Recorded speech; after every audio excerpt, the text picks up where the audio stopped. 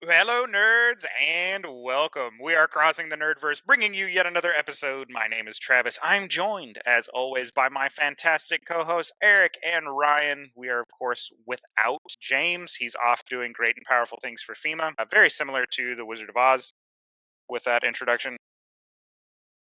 This week, we're going to talk about our fallout from WrestleMania. We're going to go over our winners and losers and who did best on our little bracket.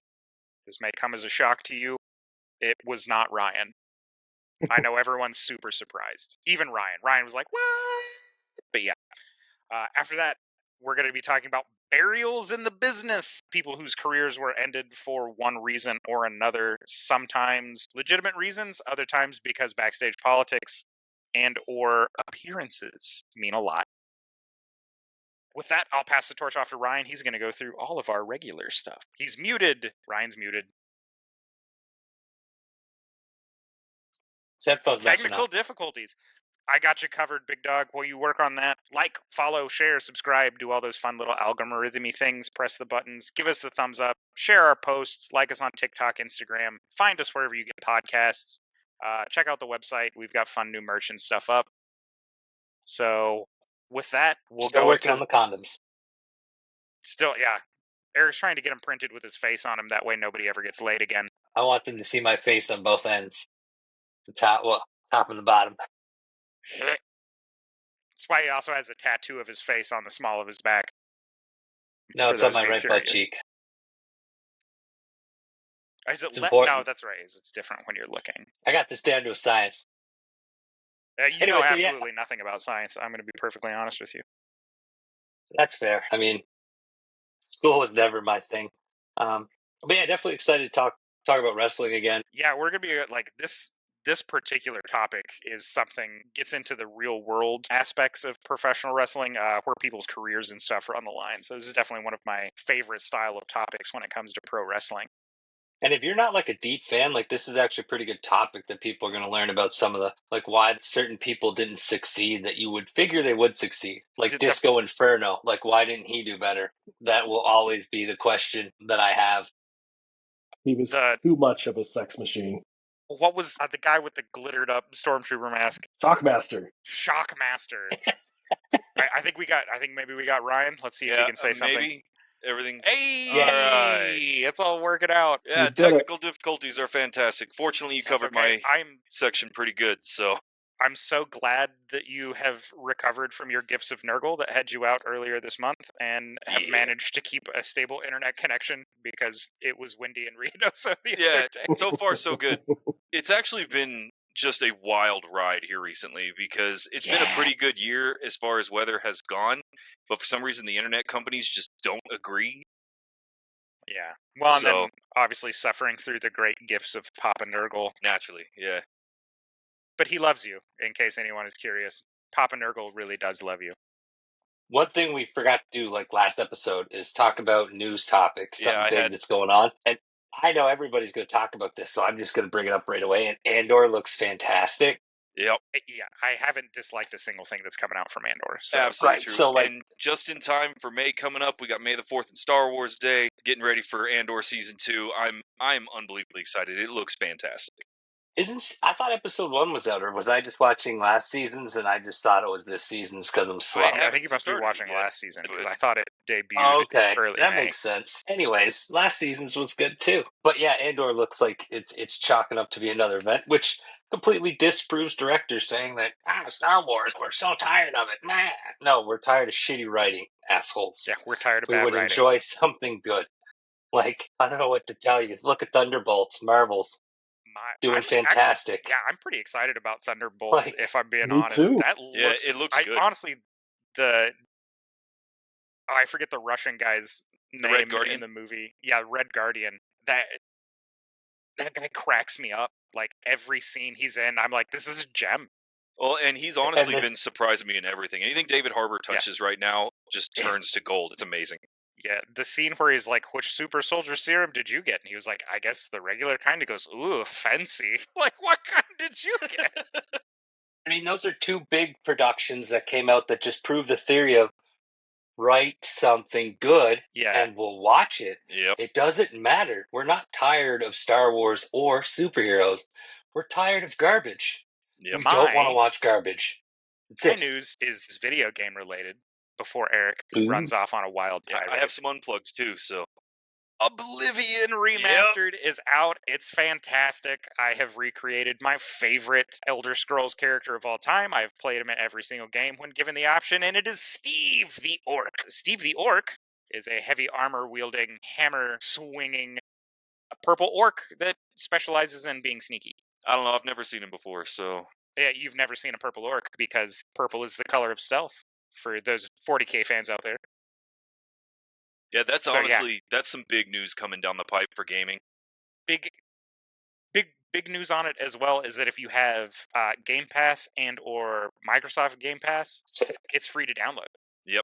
Beat me by 1 second. Yeah, grab it. It's free. Create a fun character. Share your character portraits with us. I will put mine up on Facebook for you guys to enjoy. You guys can make fun of my purple-skinned orc, who's hard to find. No, absolutely. And we do. We want to see your characters, and we want to hear about your stories. This has been a game that, I mean, it released, what, almost 20 years ago? More? Maybe?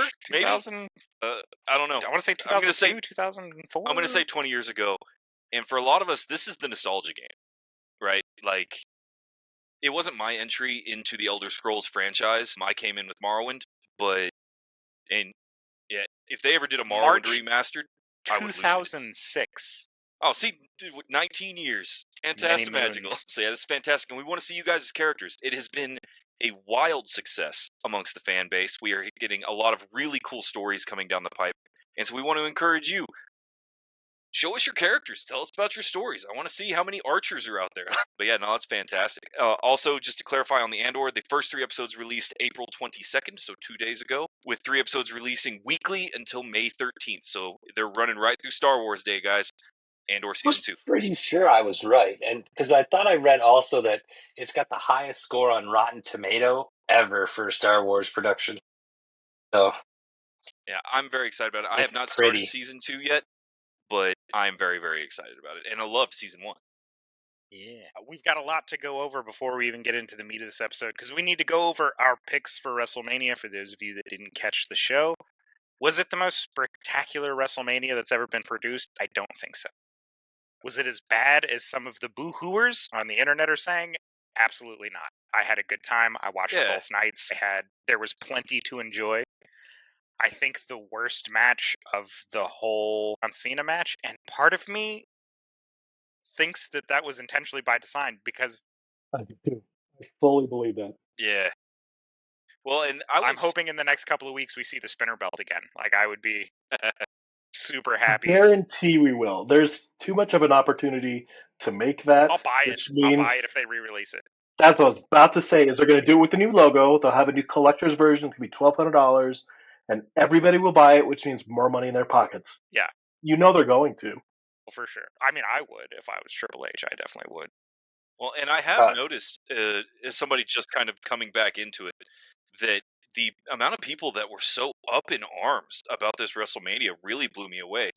And I'm not familiar enough with it to make a call, but I enjoyed what I watched. Like, it was fine. Yeah, I had a good time. I didn't understand why everybody's coming out saying it's just the worst they've ever seen. Night 1 with the second weakest match. After that, pretty much every other match was fine. I am a little disheartened that the other tag team belts didn't make an appearance, which I found a little odd, but we also had some non-title matches that we had to get through, so I understand this stuff had to get bumped. So, another social media guy, I kind of read through a lot of people's things, and the big thing I noticed that people were upset about were mostly the matches with the older people, not like that have been around, that long tenured ones, like Orton's match, Cena's match, and a lot of people actually surprisingly complained about Logan Paul's match too. That match was AJ carried that match because AJ carries that's what they said. Yeah. Like, yeah, everyone said that AJ carried the match. It was more Logan Paul's timing was off and stuff like that. Like, I'm not into it enough to be able to tell you some shit like that. I thought it was okay. I mean, I didn't think it was like life altering of a match, but I definitely thought there was worse. The only one that left me with some questions was the Joe Hendry-Randy Orton match, which, again, we didn't have on the card, so nobody got a point for that one. But our standings are as follow. Tied for third place is Eric and Ryan at 6 called correct matches each. I'm not in last.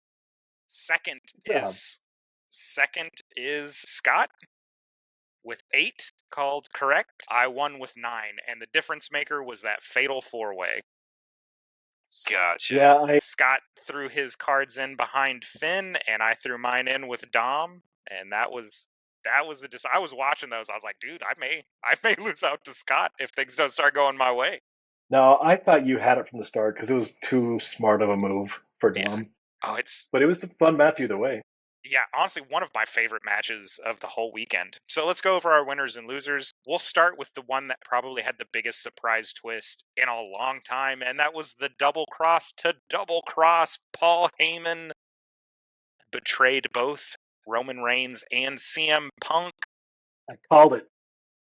You did. The one thing I have to say about that is, did anyone else find it a little creepy how long he held his arms up by Roman Reigns' testicles? He was hitting anybody else? He was hitting him numerous times. Yeah, that's not really It was comedic, and it was by design. You got to think there's. Was Paul it Heyman though? and Roman, I think that was Paul Heyman's trying to make Roman Reigns break at a time when he wasn't supposed to break. Oh, okay. Getting those guys to break character is kind of a challenge, especially with people that maintain that aura or presence so well. And Roman Reigns is pretty good about maintaining his appearance when he's there in the ring. And Paul Heyman is notorious for doing and or saying things to get people to break character. He's not nearly as notorious as people like Stone Cold and Kurt Angle, who both were on the verge of getting The Undertaker to break character. You know, I didn't watch night one at all. It was so good. Well, we had stuff going on, so I went and I watched just the main event of night one when we got home, and I had taken a gummy, and I was watching it, and I was like, I had to rewatch it twice. I was like, is he jerking him off in the middle of the ring? I was like, what the fuck is happening here? And then I rewatched. I was like, getting a little handy, close. It's getting a little comfortable. Weird. Well, it was absolutely one of those things where he was trying to get him to break. He was trying to get him to step away, because it's a challenge. So yeah, I 100% believe that's exactly what went down. But yeah, so that match, Rollins walked away the winner. Eric and Scott both got that match correct. The next one we have on our list, which was not on that night, but was the night 2 main event, was Cena versus Cody. Everybody but Eric called that one right for whatever reason. Eric just wanted to be a naysayer and say Cody was going to win. Well, we can't all pick it because I'm trying to win. If we all would have picked it, you would have got. I get it. You would have had 9. I would have had 7. I still would have lost. Yeah. I had to hope. That's why certain fights I had to pick weird things. Cena is your new world champion. He now has the record at 17, which is well deserved, in my opinion, for someone who did so much for the business. Let the Summer of Terror begin. Hopefully we get more Rock and less Travis Scott, but we'll see what things happen moving forward. I'm not trying to change the topic, but we're talking about The Rock. Did you see his interview on the Pat McAfee show? I did not, no. I didn't see it. I read it. I read about it afterwards, and he definitely, I don't know if he was intentionally taking shots, if he was what he was doing, but he's definitely started some heat with old Triple H, and Triple H responded. No, he did. I didn't see that. I didn't hear anything about that. What happened at this interview. Diamonds to Dollars says that's all kayfabe. So I don't know. I don't think so. So The Rock came out and said. Before. So The Rock. Okay, so here's how it started. Yeah, but this is different. The Rock said a lot of things on Pat McAfee about why he wasn't there and different things at WrestleMania. And then this one guy online who runs a podcast went on a tyrant about it. And The Rock answered, kind of hinting at that it is kayfabe. But The Rock hit him with some stingers. And then Triple H responded in the ring. And the way he did it, you got to watch what Triple H put out. He even did his signature, what was it that The Rock used to always do, and get people to interrupt? I don't remember what it was. But yeah, it doesn't matter. That's what he did, right in the middle of the ring when he was talking back to The Rock about what was going on. I mean, it could be kayfabe, but I don't know. Maybe. So I watched it, and it was very fascinating. I'll just give you the highlight. McAfee asked him why he wasn't there, and Rock was just like, well, we just TKO called me because Elimination Chamber sales were not doing great. So we're like on the fly, we're like, what if we just make John Cena heel? That'll sell some tickets. This is like, that's what we did. And then he asked why he wasn't there. And he's like, well, I just figured the final boss thing was kind of like, we don't need that anymore. So I'm out. And Pat McAfee was like, what the fuck was the point of all of that? The Rock was just like, he was talking in circles trying to make himself look good. And it reminded me of Hulk Hogan. 100%. I don't rough. believe any of his. Yeah, exactly. But he just totally backtracked on everything about how it's all just kind of on the fly. They don't really know what they're doing. And then he was talking about the ending of the Cena Rhodes match. He's like, yeah, I would have done it differently. I didn't really like that. It was Oh yeah, really. that was big. The Cena thing, like at the end, like he said that he definitely would have done it different. I mean, again, Monday morning quarterbacks are always batting 1,000. Yeah. Always making the call from the couch. You're going to be right more than you're wrong when it's already after the fact. We'll see. We'll see how all of it plays out. Again, it's the world of professional wrestling, and with people like Triple H and The Rock, you never know really what's a work and what's a shoot and what's kayfabe and what's not. Those are two of the best in the business. Watch it though. Like I will give you, sure. like it doesn't seem. If you want to watch something that's super fun and entertaining, you can watch Stone Cold crash an ATV twice. Do you think it was miss the ramp trying to come up? Yeah, and then I think he was drunk, and then bumped into the guardrail. The lady that fell at the guardrail sold for him like it was a fucking 1990s WrestleMania match. Like she's up, like real drastic. It was there's great. some lawsuit money in there. Yeah, for sure. There is. For sure. And it was in such slow motion too. She's dude, like I said, she sold the heck out of that. It was great. They honestly, if she's not under contract soon to teach those guys how to sell, I don't know what they're doing over at TKO. Back on track before we get too wildly off topic. Yeah. My bad. Jay beat Gunther. We all called that match exactly what it was. We knew it was going to happen. Crowd reaction kind of mid. The whole match pacing was weird. It was what it was. We did get the only fallout from that I really enjoyed was on Monday. We got to watch Gunther choke out Pat McAfee. Any segment that involves Pat McAfee's a win for me. Next one, McAfee took him like a champ. We had he's such a dope dude. I love Pat McAfee. Me too. Next match, we had the triple threat. Bianca, Rhea, and Io Sky. Eric is the only one that called this match correctly. Yeah. Ryan went with his muscle mommy, which, again, I don't blame you. Everybody loves Rhea Ripley. I understand. Back no matter what. Scott and I both picked Bianca because we felt it made more sense for the story, but I am so excited that Io is still a champion. She deserves all the flowers. She does such great work. And that match, best match of the night. I actually think it was one of the very best matches of both nights. It was incredible. Yeah. The only one I have really edging it out is the Fatal 4-Way, and that's by a pretty narrow margin, just because that was such a stacked cast of very able performers. It would have taken a lot for that to kind of go wrong, in my opinion. So the credit where it's due, but I love that match. It was a good match. Next match, I played out exactly how I thought it was. Even the pacing on that one was pretty predictable, but it was Tiffany Stratton versus Charlotte Flair, and it is still Tiffy time. She retained against the Queen. Again, everybody got that right, but Eric. I'm glad we had just one displacing vote, right? Just in case. Yeah, he had one naysayer, just in case. Well, I'm trying to win, but they actually said that was a bad match too. There was some I didn't think that was a bad match. I think Charlotte has a little bit of ring rust for being gone for so long, and I think it showed. But I think that was an adequate match. I would have been happy seeing that on any pay-per-view. Yeah, I will admit. And I think I made the right booking decision as well. Tiffany needed to get this win to legitimize being. Didn't she lose it Monday night? I don't know. I haven't watched Monday Night Raw yet. Don't spoil things for me. Ooh, you gotta watch. It's a good show. Oops, sorry. I watched the segment. I watched the segment. We'll get to that later. Though. Even as somebody that doesn't watch a lot, watching that particular match, I thought it was a fine match. I didn't see a whole lot go wrong with it. I thought it was great. Yeah, that wasn't nearly as bad as Omos versus like Brock Lesnar, Omos versus Braun Strowman. Yeah. Those matches have always been like I get up and like do things around the house. It's pee break time. Yeah. Up next, the saddest match of WrestleMania weekend: Jacob Fatu versus LA Knight. And your new United States champion is Jacob Fatu. I knew it was going to happen. I feel for LA Knight. I'm hoping this is a way we can give LA Knight a little bit of time away from the screen, have him come roaring back into the main event scene, fingers crossed.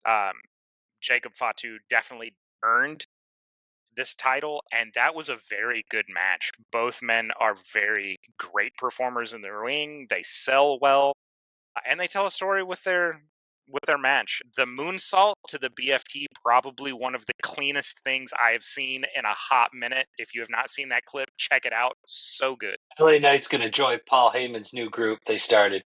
Nah, LA Knight's going to be what's his name's place. He doesn't need a mouthpiece. He does not need a mouthpiece. I know, but everyone keeps showing memes like the old crew he had, the new crew, and like each person like took someone's spot.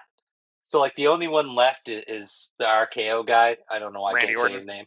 Yeah, so he was the style of the group. It's going to be LA Knight. That's why LA Knight lost the title. He's joining the group. I don't know. I don't see it. See, I actually have a dissenting theory. Book it. And I've Googled it to see if I was just crazy because I'm not as on it as you guys are with a lot of this stuff. But watching that, I think LA Knight was very much favoring, especially the right hip. I think he might be injured and needing some break. I could be crazy. He's been in the business almost 20 years now. Yeah. Those little nagging injuries are going to pile up. So maybe, like I said, maybe this is a chance to him get off screen, heal up a little bit. I hope he comes back to the main event. That man needs a world title. And but know, if he's going to lose to anybody, and I hope he does come back for the world title, I'm glad it was Jacob Fatu because that dude is a beast. Yeah, I love watching him. Well, and they have booked him as this just unstoppable, unkillable machine, right? They have just, and I mean, there's a reason his nickname is the Samoan Werewolf, right? He's unkillable, right? You have to have that silver bullet to bring him down. Samoan Werewolf? That's his nickname, is the Samoan Werewolf. And you know what I think is cool too is I saw an interview with him a couple of days ago. He's talking about it, and he's like, "Yeah, the title win and like being famous is cool, but you know what's really cool is being able to do that to like pay my mortgage, to have my wife be proud of me, to be able to support my kids." I was like, "What a cool guy!" Yeah, to not be in jail again. Like he's like, that's why he got into professional wrestling, which is a true story. Is like he was having legal problems. He was getting in trouble doing drugs, committing crimes, and he was like, "I need to turn my life around." He's like, "What can I do?" And he was like, "Well, got a bunch of family in pro wrestling. Maybe that's where I need to be." I'm a pretty big guy. Turns out pro wrestling's where I belong. And it is. He's so fantastic. Like I said, I cannot he does a really applaud good job. that man enough for what he's done. He is my favorite of the whole family by far.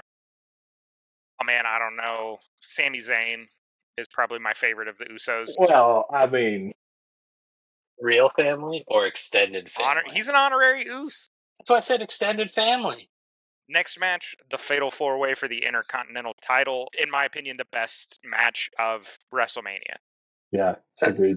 And by a narrow margin compared to the triple threat with for the women's title. Dom came away the victor. Dirty Dominic Mysterio is now your Intercontinental Champion. Pat McAfee was not pleased about having to make that announcement, which their ongoing beef is just still one of my favorite things right now in current WWE. They got to fight at some point. Oh, dude, the Finn Dom match for control over the Judgment Day is going to be so good. Just because Dom, again, this has been a well-deserved shot from Dom. He proved that he can go and participate in those matches in the ring. He's shown that he does, in fact, have true wrestling skill. He's not just 100% a nepotism hire. So, yeah. Sad for Finn that he didn't get the win. Finn Balor's one of my favorite wrestlers. But, yeah, I think the right call, putting the belt on Dominic Mysterio. And people were even cheering for him, which is wild after he won. There's actually a cell phone clip I saw earlier today of the cameraman having to encourage Dom to go back into the ring and celebrate because he was just going to take his title, kind of pose on the stage and then go. And he was like, "No, dude, this is your moment, man. You won a title. Get in there." Up next, probably one of the more predictable matches as well, is AJ Styles versus Logan Paul. Paul came away with a victory. Knew it was going to happen. Adequate match. AJ, of course, carried it because AJ carries it every time. Led to probably one of the best post-WrestleMania interviews of all time from Karrion Kross. That's all I'm going to say about it. That way you go watch it. Go watch Killer Kross. So good.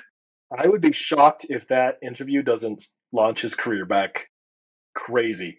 Triple H has always been in his corner. This is 100% a stepping stone for that man. Again, that's all I'm going to say about it. Go watch that promo. It was damn good. Probably the third most boring match of the night, Jade Cargill versus Naomi. This one's super predictable. Jade came away with the win. Not as big of a squash match as I thought it was going to be. I thought this was just going to be a dog walk. 3 minutes and done. But yeah, Naomi put on a show, and Jade Cargill came out looking out super strong, dressed as Storm from the X-Men. Like I said, I didn't watch night one, but I watched the YouTube highlights, after the fact. And I even skipped through the 2 minutes of the highlight for that match because I could not care less. It was not super exciting. I mean, they really did showcase Jade's strength, which is she's great. Strong as shit. But I mean, if anyone else here has played any of the WWE video games, you know that you have to put fights on that are cheap so you can use your big money for the other fights. This is what you call a cheap fight.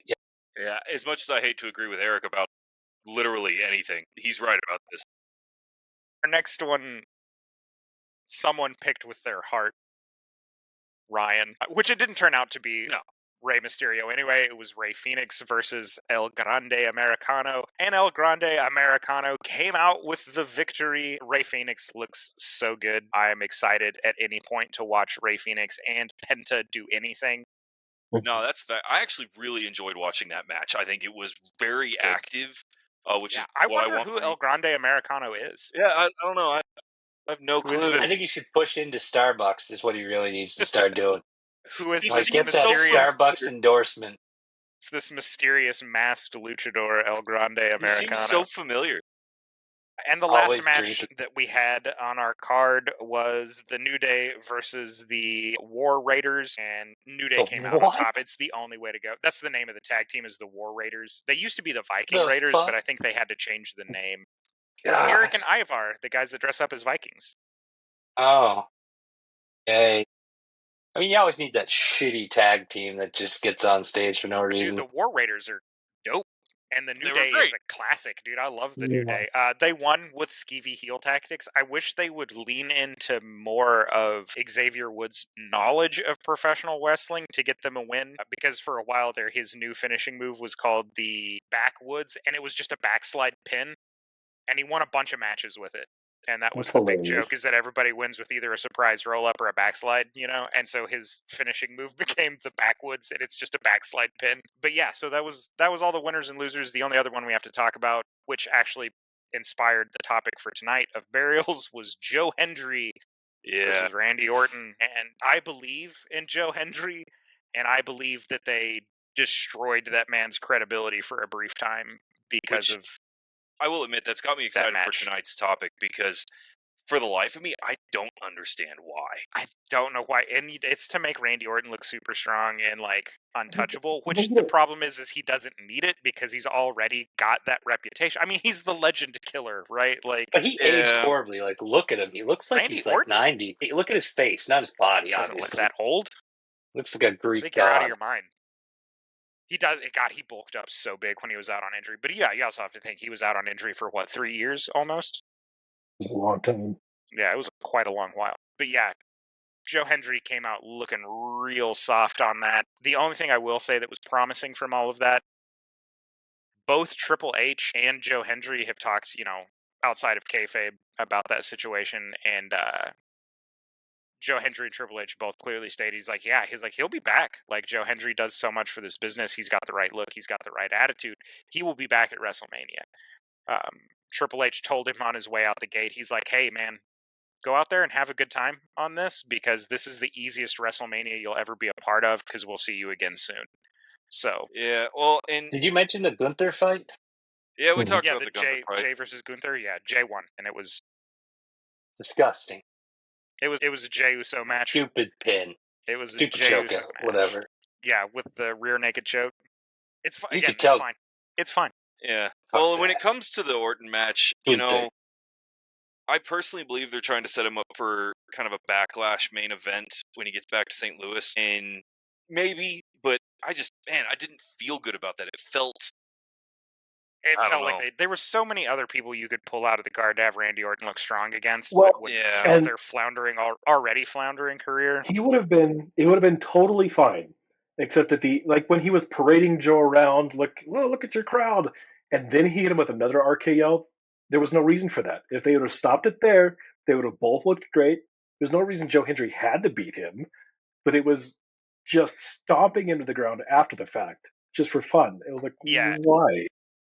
The only thing I can think of is like maybe it's similar to like the Matt Riddle thing, where that's just how Randy be doing business, is everybody gets an RKO even when he likes you, and if he really likes you, you get a second. So we'll see if there's going to be that dynamic. Obviously, it's never going to recreate the magic that was RK Bro, because that was definitely going to be a launching point for Matt Riddle's career until he shot himself in the foot. So he's also going to be on our list of burials for his own behavior. So with that, we'll jump into the meat of the topic. Did everybody pick either a couple of wrestlers that they particularly want to cover? Eric's excited. What you got? Remember the clown Doink? Doink the Clown. Yeah. Definitely underutilized and could have been a lot better. Probably the scariest professional wrestler that's ever existed, because clowns are absolutely terrifying. Oh, you're one of them, huh? Clowns are scary. They creep me out, dog. I'm scarred forever. When I was like, God, I want to say I was like super young. My sister tricked me into watching the movie It in a house decorated in clown theme. Like, do you know how scarring that is when you're like 6? You man up. So as a 6-year-old. What I'm hearing is you want me to start bruiser. sending you. I'll start sending you clown pictures at 2 a.m. Bro, don't do that to me. But on a for real note, Doink I'll come to wrestle. your house at 2 a.m. Come on over. Like, you want to think that's terrifying? I'm just gonna be like, stop screaming! I made breakfast. You'd be like, why are you naked? And I was like, I don't want to get grease on my pajamas. Never cook bacon naked. What are you doing? No. You are if you're tough. I have Touché. a high pain tolerance. I'm just terrified of clowns, man. They're creepy. But great wrestler. Underutilized. I wouldn't even say great wrestler, because it's been several wrestlers that have been Doink the Clown, and it's pretty much everybody whose career was dead. Well, the original Doink the Clown. Who was the original Doink the Clown? I was actually about to Google that myself. Don't get me wrong. Please tell me it was the same dude that did Repo. Some of the ones I dug up are a little bit of a deep dig for buried wrestlers that probably shouldn't have been, but I did not come up with this one. My other one is the Mountie. Totally pointless, because you had, what was the police guy's name? Big Boss? Boss Big Man Boss or something? Man. He was cool. You didn't need the Mountie. The Mountie was dumb. Well, and when it comes so those to are my weird, two. When it comes to weird gimmicks, I do have one that's like, going back and looking at some of the stuff, he was just handed a shitty gimmick, like, if I'm being honest. But I had two that I wanted to talk about, and the one that, because we were trying to talk about, like, when people got buried and could they recover their career and could they not, and that kind of stuff. So I wanted to talk about Diamond Dallas Page. Yeah. He's on my list, yeah. Yeah. I seriously, as far as the heavyweight champions and stuff go, I think Diamond Dallas Page got done real dirty and was never treated seriously in WWE. In 3 promotions. He got done dirty in 3 promotions. I was like, it's got to come up, man. I thought he did good in WCW. Nah, he did for a while. He did at the end. Until the writing went like absolutely dog water. Yeah, he was good there. I just you knew he wasn't going to fit in WWE, just with the type of person he was and his move. Like, well, they had him all set up to go after, what was it, Undertaker's old lady, and they had him done up like a stalker, and it completely destroyed him. Like, well, they did that to get rid of him. Yeah, fair enough. Yeah, and then he also I think he got did dirty in TNA too, in my opinion. But I didn't watch that one. Yeah, Diamond Dallas Page is definitely, which, by the way, you want to talk about a great human being? That man is just a good dude. Yeah, solid. Yeah, the DDP yoga and like rehabilitation things that he does are just super inspiring. Like, he is just a good human being. Dallas, if you're watching this, we think you're a great guy. Keep doing what you're doing. Lex Luger walking again. Yeah, dude, he got Butterbean walking again. That's after crazy. Numerous doctors told both Lex Luger and Butterbean that you'll never walk again. Which, honestly, they need to change the name of the Ultimate Warrior Award in WWE to the freaking Diamond Dallas Page Award, because that's really the standard you should be setting for being a good human being, is Diamond Dallas Page instead of a coke-fueled war-painted steroid junkie. Triple H burying him in the middle of a fucking Monday Night Raw in his match with Shawn Michaels is still probably one of the funniest things I've ever seen, where he just runs the ropes for like a solid 3 minutes straight and then does the shittiest splash I've ever seen. He's all running like Super Mario. But yeah, Diamond Dallas Page, and his career never really recovered from the damage that was done by it. And and they tried to capitalize on it. Was going to bury any big WCW guy. Well, everybody in the WWE, especially the upper brass, they treated him like garbage. He had just major loss after major loss after major loss, and they made him look stupid. And I think it was just not acceptable to me. If you look, since we were talking about buried, like just in general, when a majority of the people that came over from WCW had a very hard time kind of taking off in WWE, unless they were prior WWE people, like the NWO didn't have too bad of a time when they came over, but the main ones all were in WWE prior to, so. Yeah, I think. But the others, Yeah, and I think just DDP got used to a very particular style of things, the way business was handled with WWE or with WCW, and that didn't translate over. Of course, Vince was going to bury him because he was red hot towards the end of WCW, and you can't have somebody looking strong against guys you built yourself. The whole point of him having this feud between WCW and WWE was to make them look like the superior promotion because he had bought them out. So yeah, DDP had no chance. But that does lead us to a good segue, because I know someone on Scott's list actually made the transition from WCW to WWE, but managed to recover. King Booker. Probably, in my opinion, one of the most underrated professional wrestlers of all time. Yep. Yeah. He was the only one, you're talking about coming from WCW. I think he's the only one that wasn't in the WWF before and succeeded, even though he got buried for a while and then came back. Yeah. I can't think of anybody else. You can't keep a book down, baby. No, there was nobody else. He was it, because DDP flamed out. Sting didn't do that well. Like, there's nobody really that you can name. Like, I don't think the Steiner brothers did great. No, well, Scott Steiner came back and was like Scott immediate. Steiner did. Yeah, he went straight to the world title, and then that was one of the worst matches ever, and then just immediately vanished. But him being gone from WWE did lead to him being in TNA, which gave us the greatest wrestling promo of all time, which is Steiner Math. We've talked about 1,000 times, but back onto Booker before we get off track. King Booker. Yeah, I never had paid attention at the time, but I always saw people talking about him getting buried.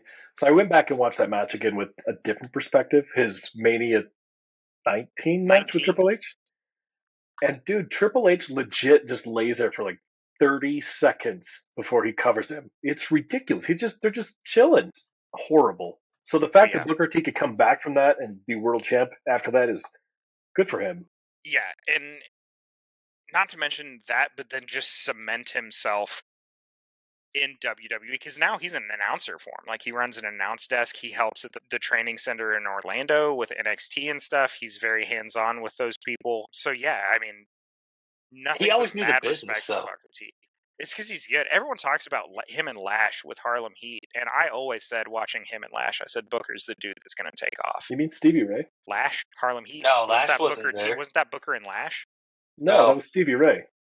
That was Stevie Ray. Booker T's brother? Oh, I didn't know he has a brother named Lash. A big guy that didn't get too far in WWE. It's because Stevie Ray's real name is LaShawn Stephen Huffman, who's the brother of Booker T. So we're both right. Yeah, everybody gets to walk away winner on that one. Yeah.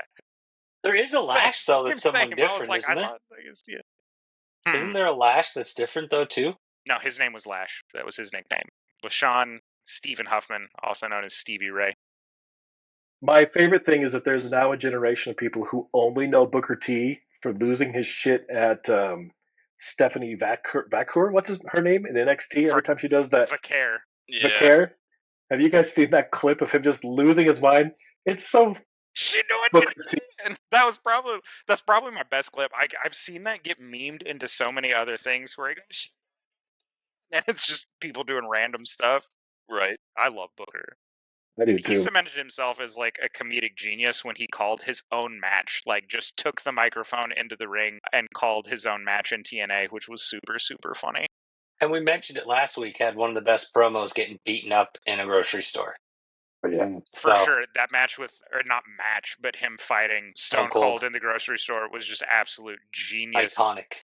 Make a cake, Book! And he just hits him with a bag of flour. I will bring it up every single time we talk, but him and Goldust, best comedy wrestling I've ever seen. Those two, perfect. Dude, yeah. Yeah, I can get behind that. I would pay massive amounts of money to go to a pay-per-view where prime comedic Booker T gets teamed up with R-Truth. Ooh. Oh yeah. I would die at the end of that show and be just perfectly content with every decision in my life if I got to see prime comedic Booker team up with R-Truth and just have the goofiest match of all time. Because R-Truth, nothing bad can ever happen to Ron Killings. Ever. I'll riot. I don't care. If somebody does R-Truth wrong, coming. Seems excessive. It's not. R-Truth is everything great about goofy wrestling right now. Who's got another? So I do have one. Hands? Okay, go ahead. You sure? Mine will be short. I was going to say Rob Van Dam. Yep. He got super buried. He never even got a chance to breathe. Yeah, I didn't even think of that. You're absolutely right. Because he got part of that is Rob Van Dam's fault. Well, I mean, yes. Scott, right on just the like money the with guy it. that doesn't wrestle in boots. Is the wellness. It's because he got caught smoking weed, and then he just got dropped. And not once, not twice, and not even 3 times, but like 9 times. They gave that man plenty of chances, and he was just like, so. He's got priorities. Yeah, so. I didn't even think about that, but you're absolutely right. And it is his fault, like, if we're really looking at it. But and a little bit was, again, when WWE bought ECW, Vince always has to make his guys look super duper the strongest, and since Rob Van Dam was red hot at ECW, had to look weak in WWE. I think if he would have not dug his own grave, I think RVD would have gone a long way. I think he was the only guy from ECW that would have had a chance. He definitely had the build for it, and he had a good ring presence. So, well, he and could the crowd fly. loved him. Yeah, everybody he could do so many things. He the Rolling Thunder, the 5-star frog splash, the standing moonsaults. You know, the Van Terminator. Dude, the chair toss to the heel kick was so good. That was probably one of my favorite things he would always do in hardcore matches. Would throw him the chair and then do the spinning, like the jumping heel kick to it, and make them knock themselves out. So yeah, Rob Van Dam, a combination of Vince being a jerk and then him obviously like violating the drug policy in WWE. There's again one of those ones that's not necessarily backstage presence or poor booking. That's a combination of both backstage politics and poor decisions on the wrestler's part. Very similar to Jeff Hardy not being able to stay out of the wellness violations because that man has been booked strong so many times and then shot himself in the foot so many times because of the wellness policy violations. Has anyone been given more chances than him? There's not a single wrestler on the planet that's been given more chances than Jeff Hardy. But look at the crowd reaction, man. Like all he has to do is stand next to the ring, and people lose their shit because he does that the corny love for dance that man too. My favorite was AEW when he did the dance before he went in and saved Matt, and I was like, to be fair, there's been some times that you've been beaten up, and Matt was pretty slow to come get you. So like, I get it. You got to do the dance for the pop, dude. Yeah, you got to get the pop and then the save. But who do you got, Ryan? So my other one was actually kind of coming along the same lines of like, I'm not, part of it was kind of his fault, but I want to talk about Zack Ryder after he got the U.S. title, because Zack Ryder got super, like, not super famous, but well received by the crowds because he was so active online and he would work it, and he got pushed into WWE, and then WWE got forced to effectively use him more than they wanted to, and he got shit on for it. They had him rolling around in a wheelchair. He got dumped by his old lady. Like, he was made to look like an absolute idiot for the entirety of his career, all because WWE felt slighted. And again, I'm kind of shitting on WWE with my picks. I'm not gonna lie, but that's because I feel like they do it more than everyone else. the backstage politics will get you in a lot of promotions. I mean, just look at, again, there's a lot of examples at WCW. Sleeping on Chris Jericho. Yeah. Sleeping on Chris Benoit. Sleeping on Eddie Guerrero. All to put over dudes way past their prime. WCW is just as guilty about burying good stars as anybody else. WWE just is a little more nefarious about it because while they're still here, Eric Bischoff has mixed reviews on how he behaved backstage in regards to relationship with talent. Everybody knows Vince was a dick. Yeah. It wasn't even Eric pulling the strings, though. It was, if Hulk Hogan doesn't like you, you're out. Yeah. So, but again, so dumb. Bischoff went along with a lot of it with he didn't very know little. better. He didn't know jack about the wrestling business. He just knew what Hulk said. But to be fair, like, to not know anything about the business and do what he did is still impressive. Like, they still hung around. Like, they weren't meaningless. And if he just would have listened to some more people. It's also hard for me to feel sad for Matt Cardona, who's Zack Ryder, by the way. He wrestles under the name Matt Cardona now. He's married to Chelsea Green, so things are not all bad for that man. Things are working out fine for him. Yeah, he's doing all right. Just look at Chelsea Green and just be like, he's fine. But yeah, I wanted to bring it up unless she's putting arsenic in his eggs in the morning, he's doing okay. That's how I would want to go. Yeah, married to Chelsea Green, eating arsenic eggs. Just be like, well, and you know me, worse things. When it comes down to who got buried and who didn't, whose career is doing married well, to one of the Bellas. Yeah. But in any case, I do think, especially the Zack Ryder stuff, it was definitely, when you look at a good wrestler, for me, I will put a lot more credence into ring presence and like entry presence and crowd manipulation than I will athleticism. I like watching some of the dudes that don't have as much athleticism as some of the other ones, but they can really get the crowds going, right? And I think that's what he had really going for him, and he just got wildly punished for it. And so, those were my two picks. His social media presence did ultimately hurt him in the end after boosting him. And again, like I said, he's doing great now. He's the undisputed champion of the internet of professional wrestling by far. And I don't know anybody that's going to take that crown from him. Because you look at pro wrestlers now that are doing well as far as the social media following goes, and they are cut and paste following the things that Matt Cardona did to reach that level of success, whether it's up, up, down, down with the New Day, which did start around the same time. So I'm not saying they bit off of that, but again, it's one of those things of just constantly being there in that social media presence. Game thing. Drew McIntyre, again, following the lead of people like Matt Cardona, who are making that strong presence on social media to really put themselves ahead in their career. So good for Zack Ryder for marrying Chelsea Green. Can't be mad about that. And again, still doing great. I think he's wrestling at TNA now, which is good for him. He was in Major League Wrestling. He was at the DDT Pro Worlds. He's been on a couple of like the Jericho Cruise wrestling things. So yeah, good. Jericho good for Matt Cruise Cardona. Wrestling? Yeah, Chris Jericho puts on like a cruise where it's like all pro wrestling stuff. He gets a bunch of people from like various indie promotions, formerly TNA, which I'm sure that's going to come to an end now that TNA is owned by TKO Corp. But yeah, TKO by TNA. Jeez. And AAA, that got announced during WrestleMania weekend. AAA from Mexico is now a property of TKO. I have a feeling that's still going to get ran as its own business because WWE historically has not done well with luchador-themed promotions. Yeah, when they're calling all the shots. So I have a feeling AAA is probably going to get largely left alone. And it may work as like a farm territory to bring in some luchadors to the main stage. Maybe we'll get some good crossovers. I'm hoping to see a WWE debut of El Hijo del Vikingo, which is the Viking themed luchador that does like a quadruple front flip corkscrew shooting star press through several rings of fire across a table over a pit of sharks. Lasers going off, it's wild. Just watch him do it. Like he can run across the ropes like at full speed from turnbuckle to turnbuckle. It's terrifying watching that guy go. Can he do the sharpshooter? I mean, anybody can do the sharpshooter. I can do the sharpshooter. Like, it's fine. You do a pretty good sharpshooter. Yeah. It's wild to watch him move around. Like, it really is. He's stupid athletic. Yeah. I would have loved to see him go against Prime Rey Mysterio. That would have been a fun match. Prime Eddie Guerrero versus El Vikingo would have been stellar as well. But again, every Eddie Guerrero feud, I should say, was classic. His team, him tag teaming with Booker, again, comedic wrestling to a T when when he was sliding the tag rope down the ropes. The referee was having to make him go back to the corner. It was so funny. On to one of my burial picks, probably one of my favorite wrestlers from my favorite tag team of all time, and that's Billy Gunn. B.A. Billy Gunn. Massive amount of tag team success. He had the right build, body shape, and height to meet all of Vince McMahon's favorite parameters in a professional wrestler. Big. Yeah. Beans. And white, which was also Yeah. that Vince was a big fan of.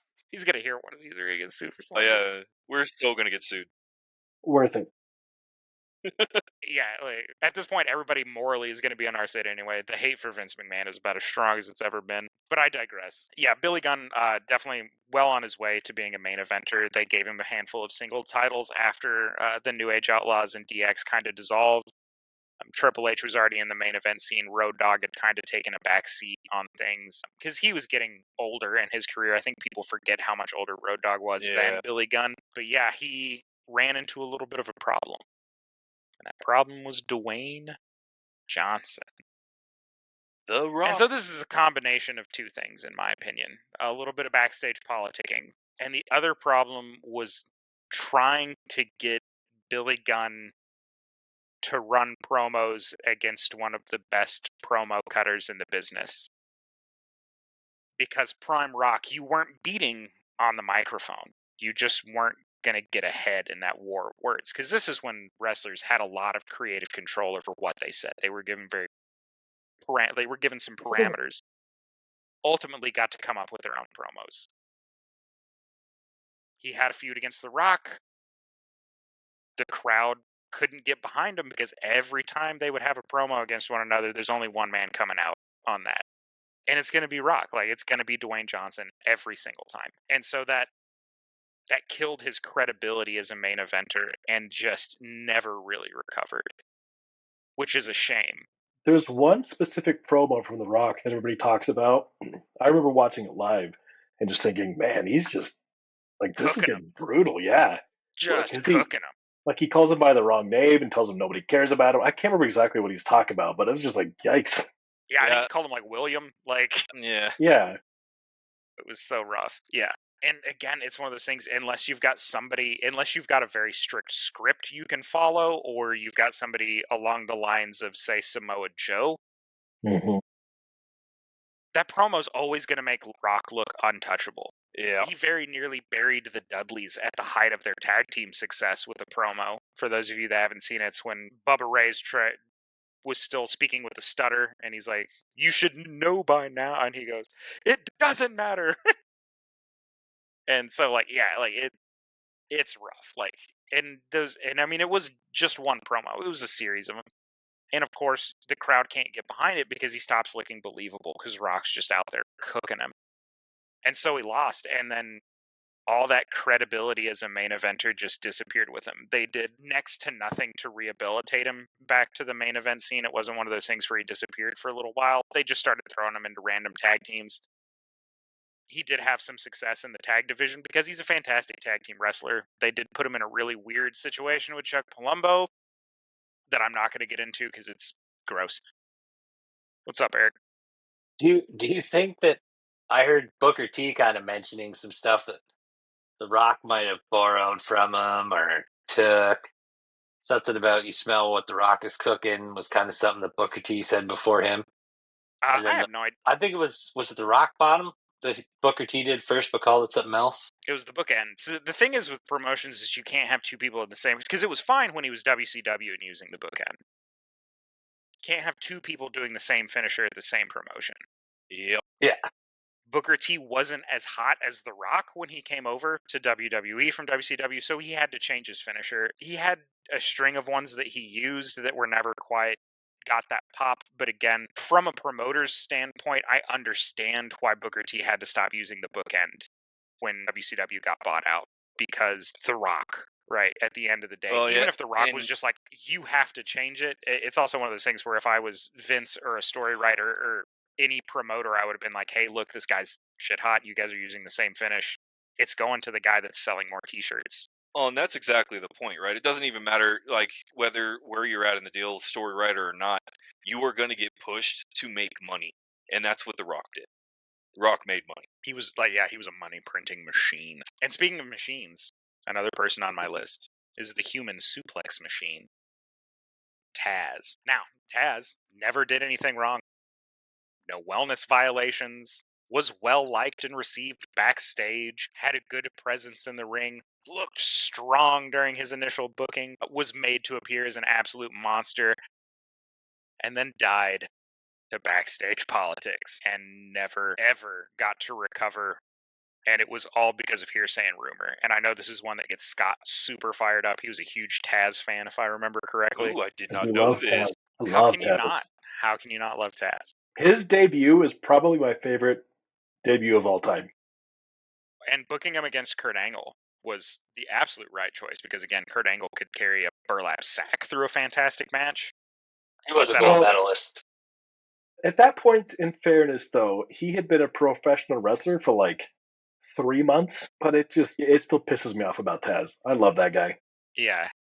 So for those of you that don't know, Taz got buried from backstage politics for being a dangerous worker. Now, Taz has not injured anybody seriously, any than your other No common professional Goldberging? wrestling No injuries. way that Yeah, stands he didn't out. end anybody's career like Bill Goldberg. He didn't give people a series of concussions like Bill Goldberg. He didn't cut terrible promos like Bill Goldberg. Actually, Bill Goldberg promos were fine. They're always like, "You're next. I'm big and strong and scary," which is like very cut and dry.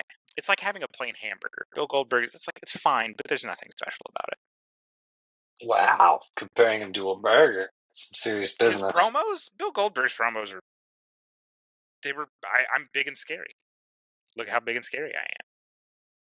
But yeah. Someone did more like a cucumber, maybe, like a hamburger. So Taz's reputation was irreparably damaged through backstage politics, saying he was a dangerous worker because of the way he did his suplexes. If you have ever watched Taz do a suplex on somebody, he popped them hips real wild. He was on his tippy toes when he was throwing somebody over his shoulder.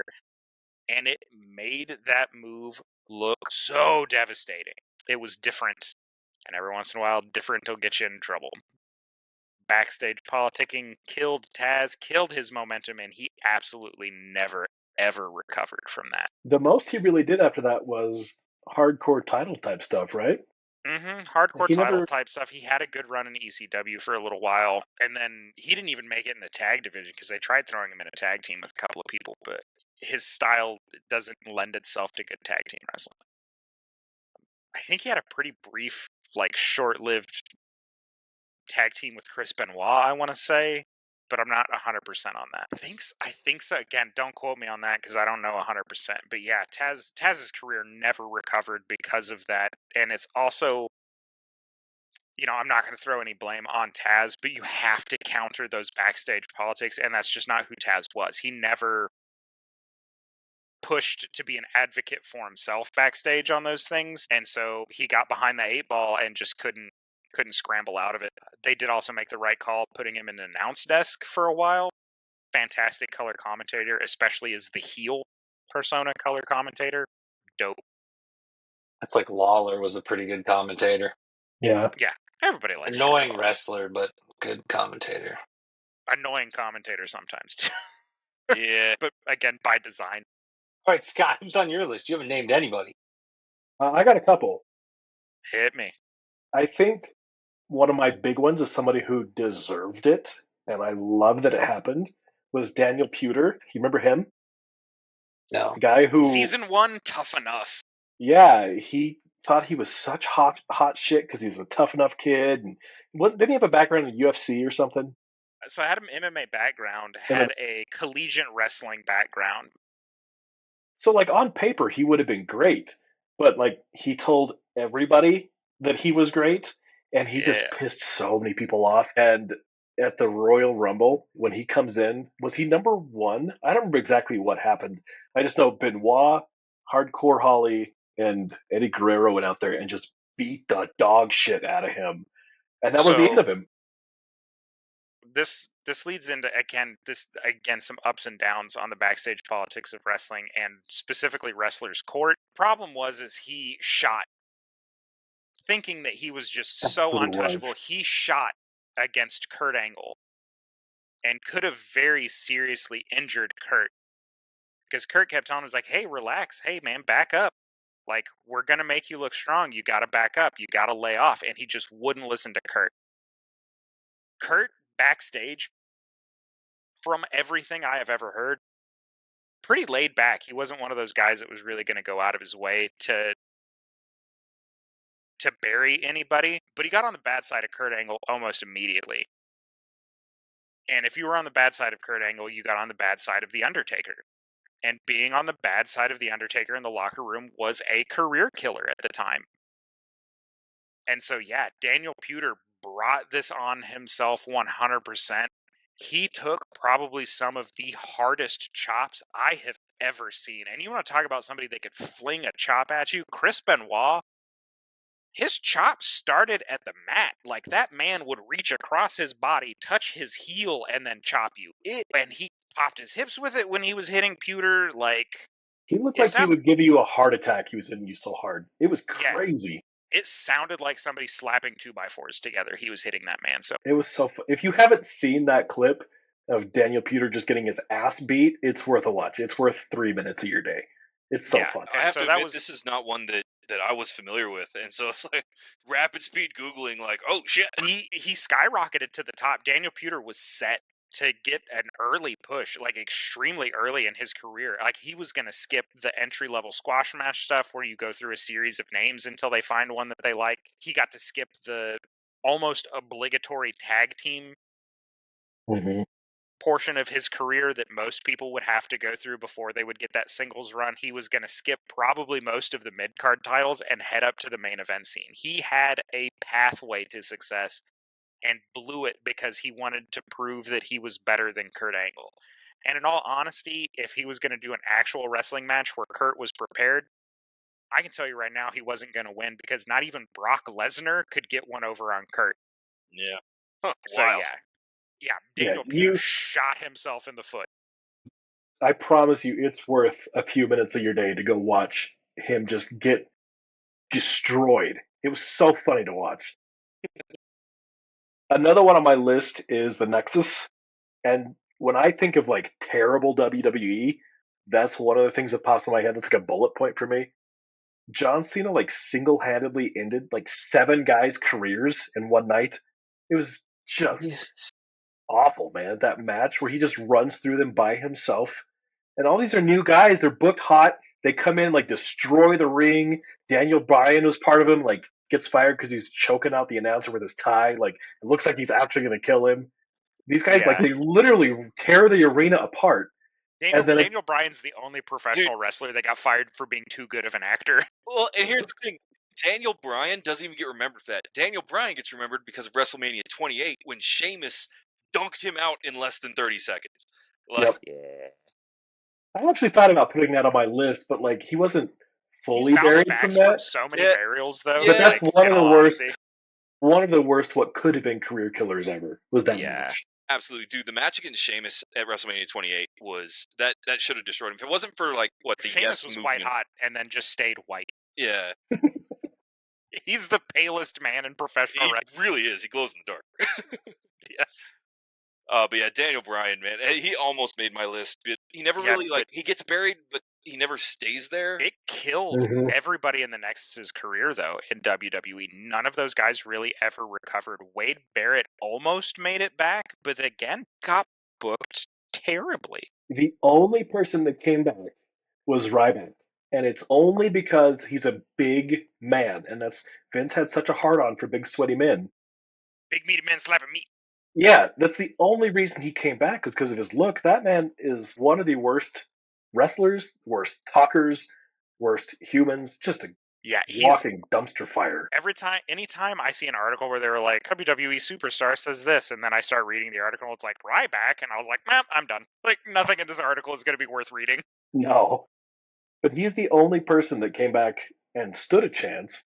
Yeah. None of the rest of them did anything. No. And, like, there were so many talented people. And I wasn't never expecting that entire group to take off. But I was seeing a few of those guys. I was like, there's some decent mid-carders in here. But is there one single match that had more ending of career ever? I don't think so. No, there's no way. Because, he single had, Cena. And I don't even think it was Cena's making booking decisions in that regard. WWE just really shit the bed with it. Because that was a perfect opportunity to just have a heel faction be on top, make these guys look dangerous, make them look meaningful, and then you can slowly start dismantling them because every heel faction ends the same way in fighting. What about the Spirit Squad? The Spirit Squad the Spirit Squad was never designed to take off. They had a bunch of people on staff that were super athletic that they didn't know what to do with. But of the Spirit Squad, one of them became WWE champion. I think it was Dolph Ziggler. Dolph Ziggler, Dolphy Boy Shit, Ziggles. that's right. Yeah. What was his name in the Spirit Squad? So hard. Yeah, something like that.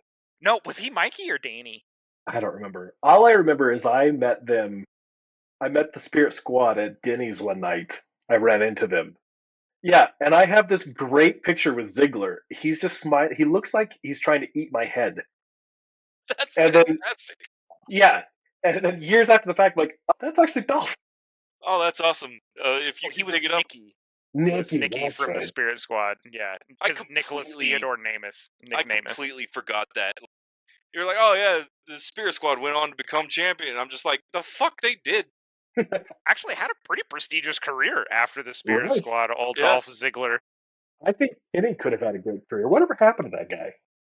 I think he had some wellness violation issues, if I remember correctly. That would make sense. That'll get you. Yeah. Had a decent tag team run. I think one of the problems was they couldn't get the crowd behind him so much. I mean, it was a rough gimmick to push, so he just got right? dropped. Well, yeah. Yeah. But I think it was always meant to be a parody, right? Yeah. Yes. Absolutely. Yeah, it was always meant as a joke. Well, and there's so many bad gimmicks that actually end up making it when others don't. Shockmaster. What was that guy's name? He was the stupidest gimmick of all time. It was earlier on. Terry Taylor? No, the Red Rooster. The Red Rooster. Yeah. Red Rooster. Oh my god, I repressed that memory. Terrible. Giant Gonzalez was just a terrible. He was a terrible wrestler and a terrible gimmick with his weird Sasquatch suit. You know what I think was actually worse though is in the 90s when they would just have random Tom or whoever just come out in some spandex underwear and that's it. Yeah. They didn't even give them a gimmick. Just those were local indie guys, and they were always designed to be squash matches, so they would just get random athletes from whatever town they were in. They were like, "Hey, do you want to make a few $100? Come down and be a pro wrestler for $300 for 10 3 minutes." Yeah, not even 10 minutes, man. A minute. And you're gonna get thrown around by this big guy. He's gonna punch you in the chest super hard, but you're gonna be on TV. I was like, fuck it. But they don't. I find they don't do that as much anymore. It's probably because their card's so huge. But they used to do that stuff. I remember all the time. Social media kills it because everybody knows who that is. Well, yeah, but that spreads out into all kinds of stuff right now. Yeah. Back whenever I was in school, kayfabe is gone. Yeah. Back when I was in school, I could go sign up for an 8-second at the rodeo for $50. Nobody asked any questions, right? I could sign on with the Travis, you know the place. Back in our hometown, they train the cops and stuff. You could go sign up. Over at Fletzy. You could sign up to go be the extras in their training and stuff. They beat the shit out of you for an afternoon, but you made $200. I got tased. Yeah, it sucked. It was 0 out of 10. Do not recommend. Getting tased hurts. Yeah, $200. It wasn't even $200. It was $100. It was $100 for the whole day. $200. That's halfway to a Switch too. You know what? While we're on the subject of, guys, I'm going to go ahead and do the promo. If y'all have listened to the show this far, obviously you're enjoying what you're listening to. We have one more we have to go through. Probably the biggest career killer that's ever happened in do we burials. Have a big bomb drop? All burials.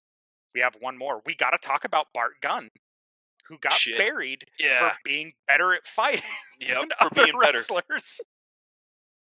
So for those of you that don't know, we've mentioned it before, Brawl for All, Dr. Death, Steve Williams was supposed to be the one to win. He was Vince's guy. They paid him the $100,000 prize fee in advance because they were just certain he was going to win, and then real ham bones started to fly, and it turns out old Bart Gunn can throw a punch or two. Yeah. And so he just blew through Steve Williams, and that killed his career. Not only did it kill his career in WWE, it killed his career in WCW, in OVW, in Panhandle Wrestling, in the Texas indie promotions. That man had to leave the continental United States to get booked. He had to go all the way to New Japan.